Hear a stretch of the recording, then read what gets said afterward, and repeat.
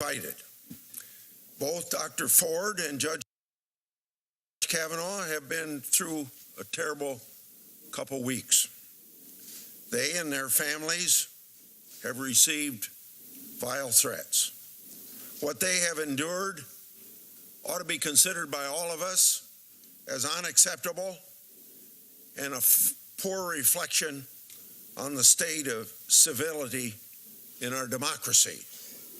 So I want to apologize to you both for the way you've been treated, and I intend, hopefully, for today's hearing to be safe, comfortable, and dignified for both of our witnesses.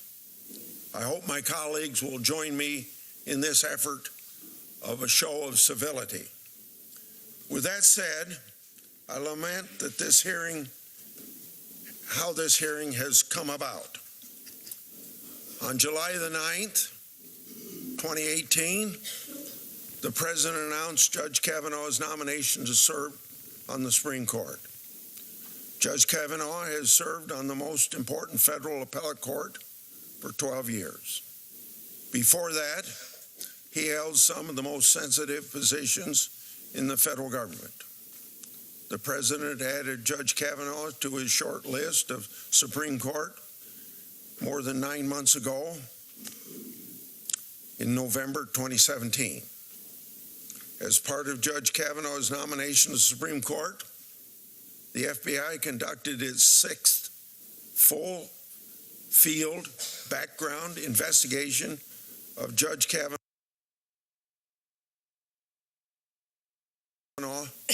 since 1993, 25 years ago.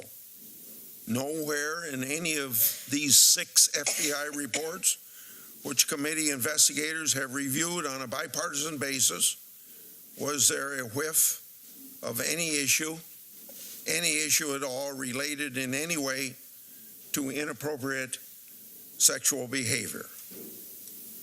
Dr. Ford first raised her allegations in a secret letter to the ranking member nearly 2 months ago in July.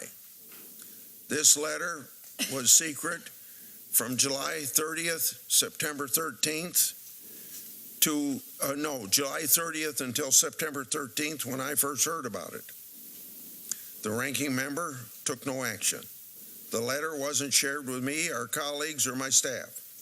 These allegations could have been investigated in a way that maintained the confidentiality that Dr. Ford requested. Before his hearing, Judge Kavanaugh met privately with 65 senators, including the ranking member. But the ranking member didn't ask Judge Kavanaugh about the allegations when she met with him privately in August. The Senate Judiciary Committee held its 4-day public hearing from September 4th to September 7th. Judge Kavanaugh testified for more than 32 hours in public. We held a closed session for members to ask sensitive questions on the last evening, which the ranking member did not attend. Judge Kavanaugh answered nearly 1,300 written questions submitted by senators after the hearing, more than all prior Supreme Court nominees. Throughout this period, we did not know about the ranking member's secret evidence. Then, only at an 11th hour, on the eve of Judge Kavanaugh's confirmation vote, did the ranking member refer the allegations to the FBI. And then, sadly, the allegations were leaked to the press. And that's where Dr. Ford was mistreated. This is a shameful way to treat our witness, who insisted on confidentiality, and of course, Judge Kavanaugh, who has had to address these allegations in the midst of a media circus. When I received Dr. Ford's letter on September the 13th, my staff and I recognized the seriousness of these allegations and immediately began our committee's investigation consistent with the way the committee has handled such allegations in the past. Every step of the way, the Democratic side refused to participate in what should have been a bipartisan investigation. And as far as I know, on all of our judgeships throughout at least the last 4 years or 3 years, that's been the way it's been handled. After Dr. Ford's identity became public, my staff contacted all the individuals she said attended the 1982 party described in the Washington Post article. Judge Kavanaugh immediately submitted to an interview under penalty of felony for any knowingly false statements. He denied the allegations categorically. Democratic staff was invited to participate and could have asked any questions they wanted to, but they declined, which leads me then to wonder, if they're really concerned with going to the truth, why wouldn't you want to talk to the accused? The process and procedure is what the committee always does when we receive allegations of wrongdoing. My staff reached out to other individuals allegedly at the party: Mark Judge, Patrick Smith, Leland Kaiser. All three submitted statements to the Senate under penalty of felony, denying any knowledge of the events described by Dr. Ford. Dr. Ford's lifelong friend, Ms. Kaiser, stated she doesn't know Judge Kavanaugh and doesn't recall ever attending a party with him. My staff made repeated requests to interview Dr. Ford during the past 11 days, even volunteering to fly to California to take her testimony. But her attorneys refused to present her allegations to Congress. I nevertheless honored her request for a public hearing, so Dr. Ford today has the opportunity to present her allegations under oath. As you can see, the Judiciary Committee was able to conduct thorough investigations into allegations. Some of my colleagues, consistent with their stated desires to obstruct Kavanaugh's nomination by any means necessary, pushed for FBI investigations into the allegations. But I have no authority to force the executive branch agency to conduct an investigation into a matter it considers to be closed. Moreover, once the allegations became public, it was easy to identify all the alleged witnesses and conduct our own investigations. Contrary to what the public has been led to believe, the FBI doesn't perform any credibility assessments or verify the truth of any events in these background investigations.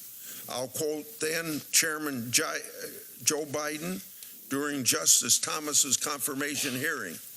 This is what Senator Biden said, quote, "The next person who refers to an FBI report as being worth anything obviously doesn't understand anything. The FBI explicitly does not, in this or any other case, reach a conclusion, period. They say he said, she said, they said, period. So when people wave an FBI report before you, understand they do not reach conclusions. They do not make recommendations."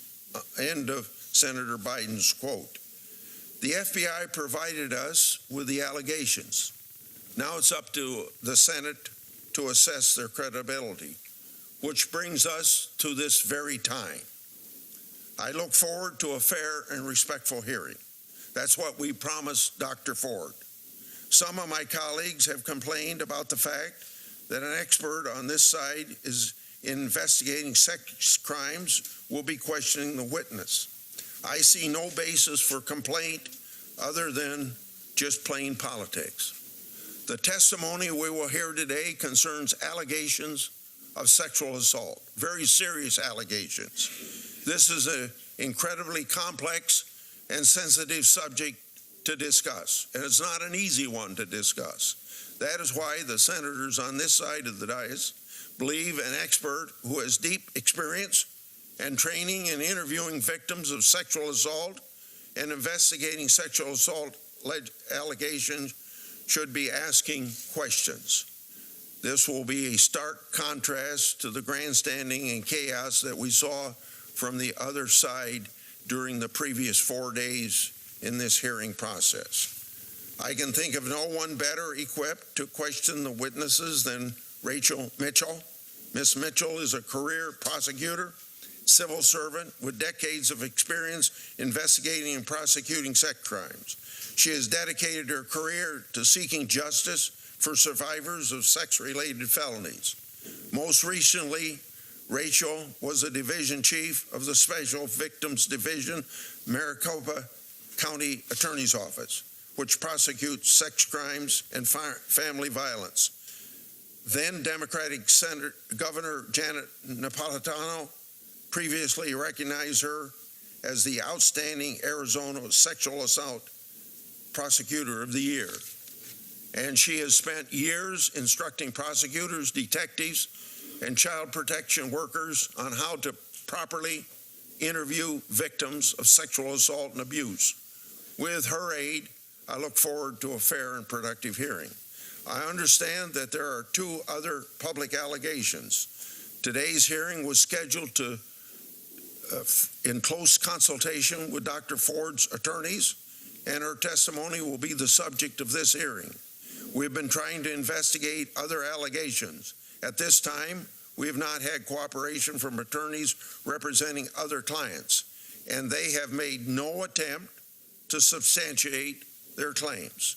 My staff has tried to secure testimony and evidence from attorneys for both Deborah Ramirez and Julie Swetnick. My staff made 8 requests, yes, 8 requests for evidence from attorneys for Ms. Ramirez, and 6 requests for evidence for attorneys for Ms. Swetnick. Neither attorney has made their clients available for interview. The committee can't do an investigation if attorneys are stonewalling. I hope you all understand that we have attempted to seek additional information, as we do a lot of times when there are holes in what we call the BI reports. Additionally, all the witnesses should know, by when I say all the witnesses, I mean Dr. Ford and I mean Judge Kavanaugh. All the witnesses should know that they have the right under Senate Rule 26.5 to ask that the committee go into closed session if a question requires an answer that is a clear invasion of their right to privacy. If either Dr. Ford or Judge Kavanaugh feel that Senate Rule 26.5 ought to be involved, they should simply say so. Senator Feinstein.